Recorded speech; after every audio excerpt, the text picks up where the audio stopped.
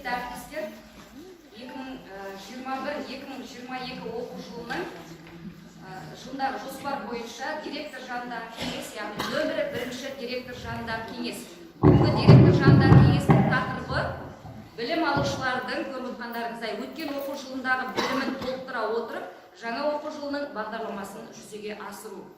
Қаралатын мәселелер 2-ші, 11-ші сынып білім алушыларынан алынған бақылау жұмыстарының нәтижесі, карантиндік шектеу шаралары кезінде жіберілген олқылықтардың орнын толықтыру жұмыстарының жобасын әзірлеу, нөмір 130-шы бұйрықпен таныстыру. 16 қыркүйек 2021 жылы нөмір 130-шы бұйрық қайта өзгеріске ұшырады. Осымен қысқаша сіздерге қатысты жібермей таныстырып өтемін. Одан кейін әртүрлі мәселелер болады. Құрметті әріптестер, сабақты бақылау, зерттеу мен талдау, оқыту процесін жақсартудың, педагогтың кәсіби өсуі мен дамуының, білім алушылардың білім сапасын арттырудың негізі болып табылады. Сабақты талдау, педагогтың сабақты өзіндік талдауы, сабақтың ұтымды және проблемалық тұстарын бөліп көрсету, педагогтерге ұсыныстар беру болып табылады. Педагогтердің бір-бірінің сабағына жүйелі түрде қатысуы ұсынылады.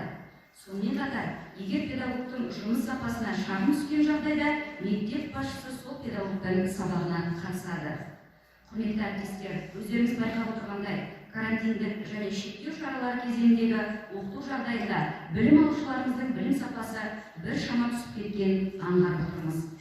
Әдістемелік нұсқаулықта 2021-2022 оқу жылының басында мектеп әкімшілеріне барлық пәндер бойынша білім алушылардың біліміне бақылау жұмыстарын жүргізу ұсынылған болатын.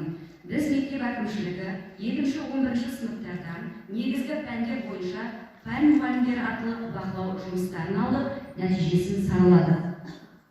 Сіздердің алдарыңызда экранда барлық 2-11 сыныптардан негізгі пәндер бойынша кесте тұр. Сонда бұл жерге біз жалпы сыныптың сапасын жазып, жанына сынып жетекшілерін немесе пән мұғалімдерін көрсеттік әріптестер.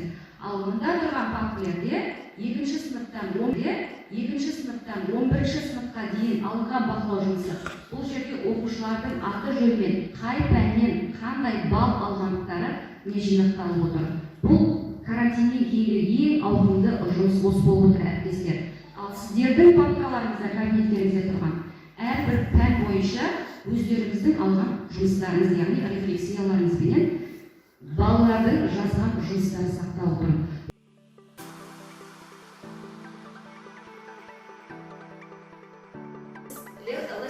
Яғни сабақты зерттеу сабақтарынан үзінділер.